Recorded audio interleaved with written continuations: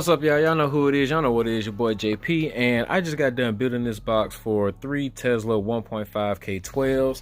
It is ported on the side tune to 33 hertz, and I've been getting a lot of comments since I actually posted a picture of it on Instagram. People talking about there's no way that you can actually wire up 3 subs. It won't work. It has to be 2. It has to be 4. It has to be an even number. What?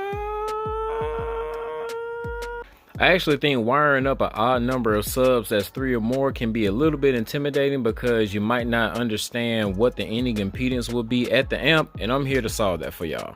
But before I do that, if you're a newcomer, welcome to the channel. Please hit that like button. Don't forget to subscribe, share, comment if you want to. That way we can stay connected. And then watch another video after this, after you watch this one all the way, because I put out some pretty dope content. So these are 3 dual 4-ohm subwoofers. If we parallel these, then that will give us an ending impedance of 0.67. If we series parallel these, that will give us an ending impedance of 2.67.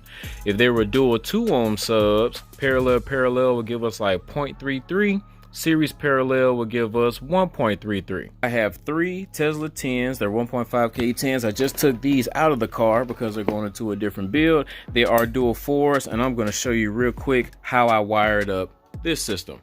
So the first thing I want to do is parallel each sub individually. How we do that is we take the positive and negative and we hook that up to the positive and negative on this side.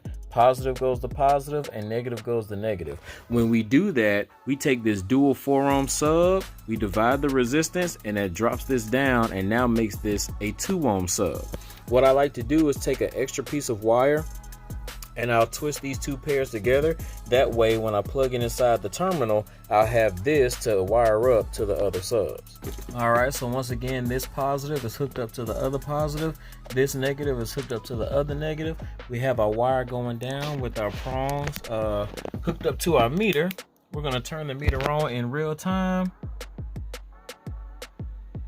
And that's going to give us 2 ohms, and that'll probably bounce between 2.2 and 2.1. But now with these being parallel individually, we have 3 2-ohm subs.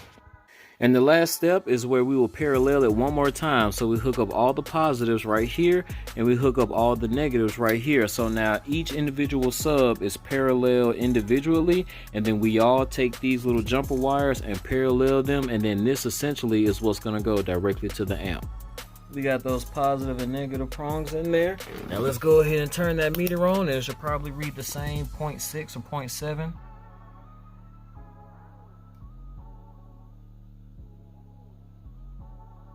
There it is.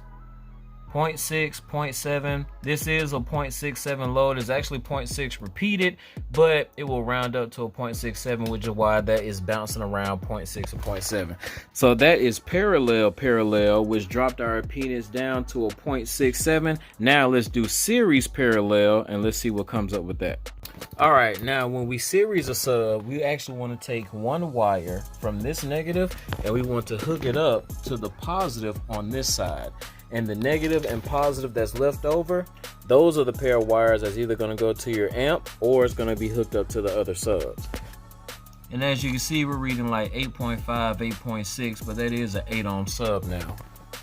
And here we are again, all the positives hooked up together, all the negatives hooked up together. So we have 3 subs that's individually series, and we're going to parallel these at the amp. So this is what we'll take the impedance of, and this is what the amp is going to see.